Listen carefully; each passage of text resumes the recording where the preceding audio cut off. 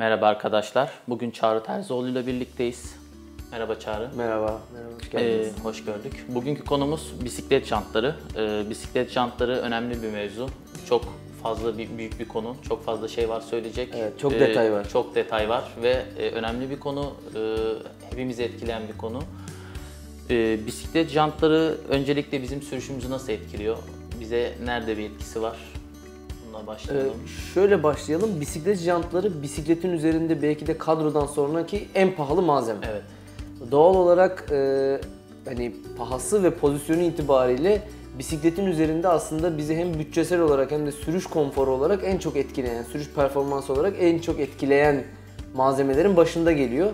Ne kadar kolay dönen, ne kadar akıcı, ne kadar iyi bir jantınız olursa o kadar az enerjiyle o kadar çok yol kat etmiş oluyorsunuz. Konforun yanı sıra bir performans artışı var. Aynen öyle.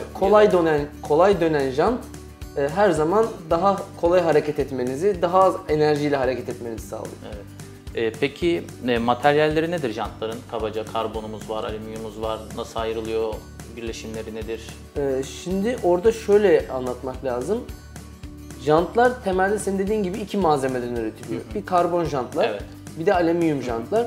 Bir de geçiş bölgesinde, yani iki jant arasında geçiş bölgesinde bir kısmı alüminyum, bir kısmı karbon olan jantlar mevcut. Bu jantları sürüş tarzımıza göre tercih etmek gerekiyor. Yani sürüş tarzımıza ve performans beklentimize ve tabii ki bütçemize göre tercih etmek gerekiyor. Genelde alüminyum jantlar biraz daha alt grup, alt segmente hitap ediyor. Karbon jantlar da daha üst segmente hitap ediyor.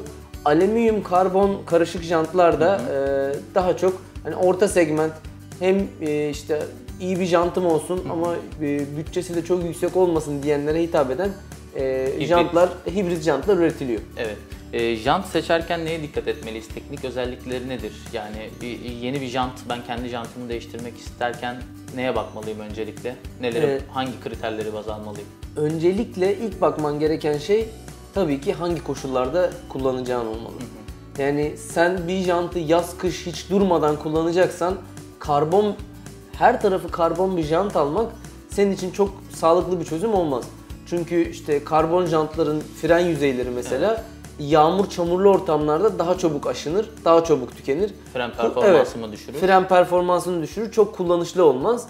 Ama aynı şekilde tamamen alüminyum yanaklı bir jant seti kullanırsan da ya da işte ağır bir jant seti kullanırsan da tırmanışlı yollarda zorlanırsın. Doğal olarak önce nasıl bir ortamda kullanman gerektiğine karar vermen gerekiyor. Burada da hemen şöyle bir alt başlığa girebiliriz. Daha çok tırmanış ağırlıklı bir jant istiyorsan, yani daha çok tırmanış ağırlıklı sürüş yapıyorsan mümkün olduğunca hafif, jant profili düşük jantlar tercih etmek. Daha çok düz yollarda, işte ne bileyim triatlon tarzı, işte Ironman tarzı yarışlarda kullanıyorsan ya da işte sprint tarzı sürüşler yapıyorsan, daha çok düz satıhlarda kullanıyorsan daha yüksek profilli jantları tercih etmek daha mantıklı olur. Peki profil demişken nedir bu profil? Ne etkiliyor? Benim sürüşümü nasıl etkiliyor ve nedir bu profilin ölçü birimi? Şimdi profilin aslında ölçü birimi şöyle, jantın yüksekliğiyle alakalı. Yani profil dediğimiz jantın yan yanak yüksekliğinden bahsediyoruz aslında. Buradaki profilin önemi şuradan kaynaklanıyor. Jant profili yükseldikçe jantın hem aerodinamik özellikleri gelişiyor. Yani daha aerodinamik, rüzgar direnci daha düşük veya bu gibi özellikleri değişiyor. Aynı zamanda dönen kütlesinin ağırlığı da artıyor. Bu ne demek? Bir jantın dönen kütlesi, yani çemberi ne kadar hafif olursa o jant o kadar kolay hızlanır demek.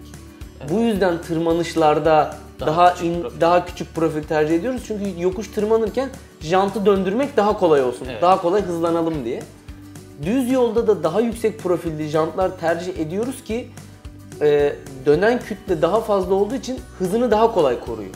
Yani atıyorum 40 km sabit hızla gidiyorsanız düşük profilli bir janta göre yüksek profilli bir jant sizi daha az enerjiyle, daha az eforla ilerletiyor.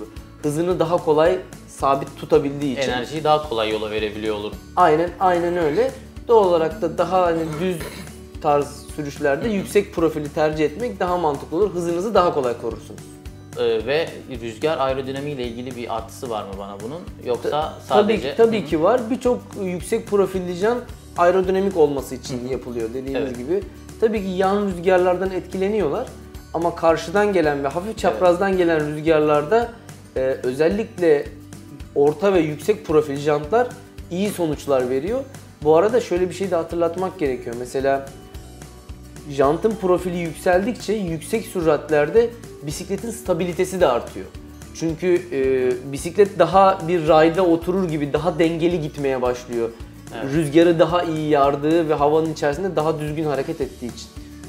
Peki bu jantların ağırlıkları farklı her modelde, her segmentte. Evet. Yani 2000'lerden başlıyor, 2000 küsürlerden 1000 küsürlere daha aşağılara iniyor. Bunların önemi nedir? Yani jant seçerken ağırlığı nedir ve üst segmentlerde aslında çok da fazla bir ağırlık farkımız yok.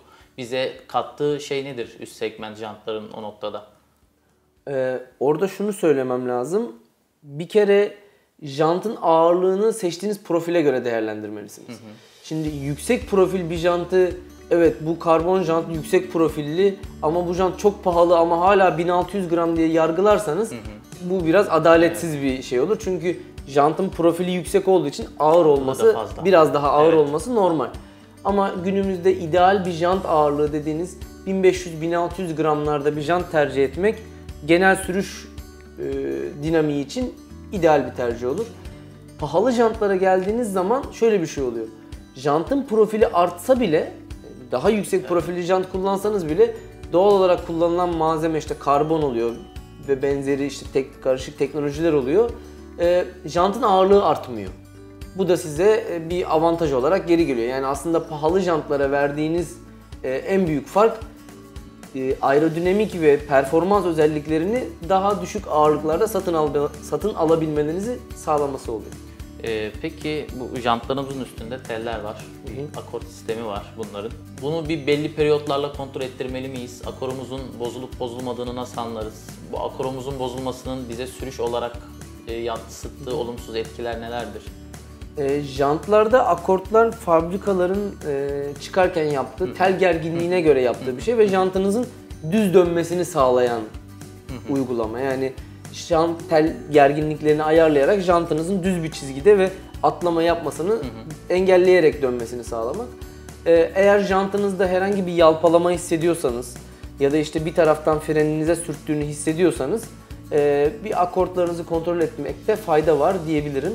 Aynı şekilde bir ufak bir işte ne bileyim çukura girdiğiniz çıktığınız zaman ya da biraz bozuk yolda bindiğiniz zaman teller gevşeyebilir, o teli tel başını bağlayan şeyler gevşeyebilir. O zaman da bir akortları bozulmamış olsa bile kontrol etmekte fayda var diyebiliriz. Çok bilgilendirici bir video oldu Çağrı. Teşekkür ederim. Ben teşekkür ediyorum geldiğiniz için. Tekrar görüşmek üzere. Kendinize iyi bakın.